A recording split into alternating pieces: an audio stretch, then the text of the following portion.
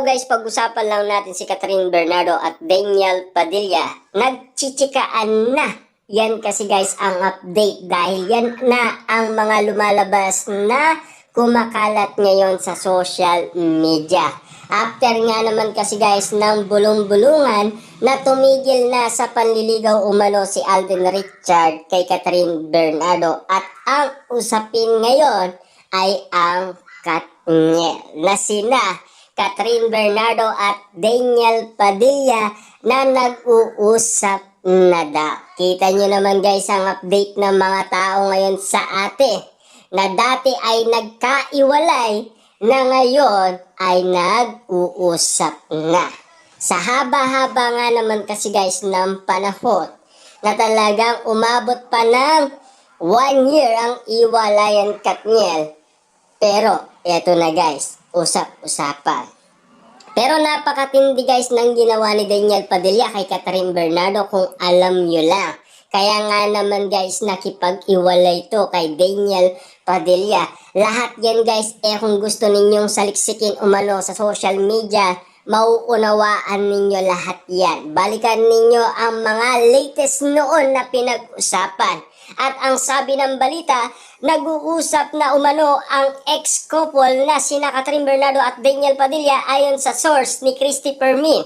Isa umanong importante ang nagsabing may komunikasyon na ang Katniel maigit 1 taon makaraan ang kanilang pag-iiwalay. Grabe guys, no?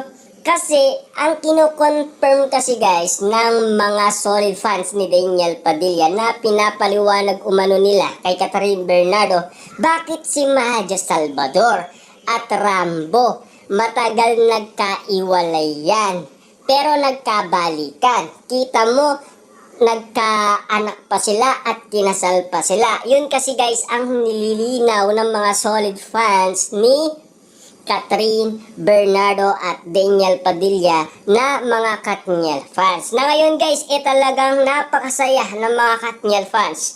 Meron po kaming mga importanteng hindi nanununog at nagngunguriente na nagpaabot sa amin ng impormasyon na nag-uusap na raw po ngayon si Daniel Padilla at si Catherine Bernardo. Chika ni Permi sa kanyang show.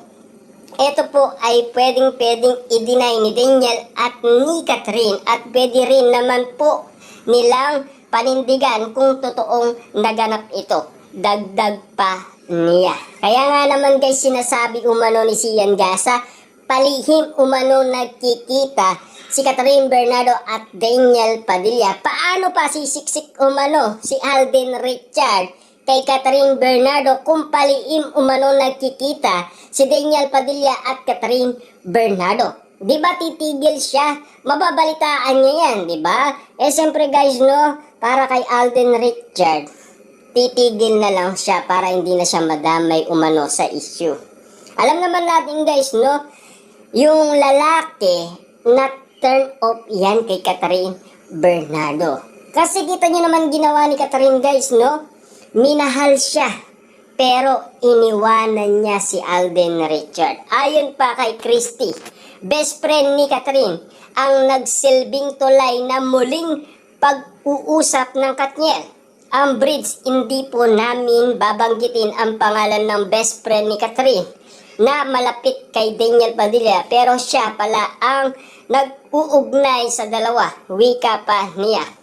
Dagdag pa ni Christy, kapag binanggit niya ang pangalan ng best friend ni Catherine na naging tulay ay tiyak, aniya, dudumugin ito. Naalam naman natin guys, no, malakas nga naman kasi ang kapit umano ni Daniel Padilla sa mga kaibigan umano ni Catherine Bernardo. Matagal na yan issue guys, nag-anap lang siya ng tamang source na tutulong sa kanya para nga naman guys makausap niyang muli si Catherine Bernardo. Nagkataon nga naman guys na talagang naging tulay yun at nakapag-usap sila at nagkita sila. Lalong-lalo na guys, saktong-sakto ha, may bit-bit pa itong bulaklak.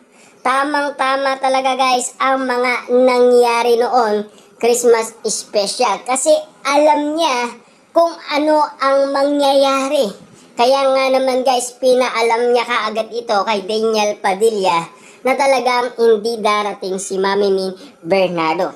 Kaya nga naman guys, no, mabilis kumalat ang bali-balita ngayon na talagang nagkaayos na sina Daniel Padilla at Catherine Bernardo. Babanggitin ang pangalan ng best friend ni Catherine na malapit kay Daniel Padilla, pero siya pala ang nag-ugnay sa dalawa. Yan kasi guys ang mensahe ng karamihan. Lalo-lalo na guys, sa ika nga, paliim daw silang nagkikita at nag-uusap. Lalong-lalo na guys, 99.9% ayon kay Sian Gasa. At lalong-lalo na guys, no, dumadami na kasi guys ang naniniwala umano na nagkabalikan na ang Katniel.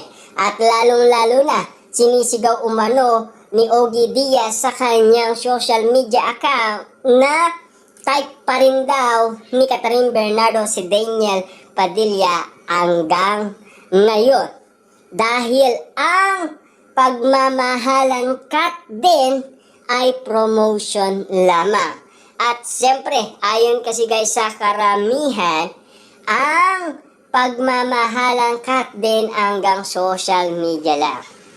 Babanggitin ang pangalan ng best friend. Yan kasi guys ang dinagdag ni Christopher Min. Kapag binanggit niya ang pangalan ng best friend ni Catherine ay naging tulay na tiyak. Aniya dudumugin ito. Dudumugin siya. Ibabas siya.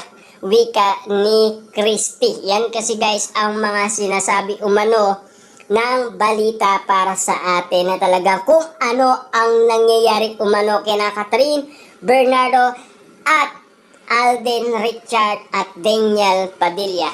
Siyempre, alam naman natin guys, no, ang mga chika ngayon na talagang binabalita umano, talagang mabilis nga naman kasing kumalat yan at lalong-lalo na naging masaya ang mga Katniel fans sa kanilang narinig na talagang pinag-usapan ang Katniel na nagkaroon ng balikan. Kita nyo naman guys, no?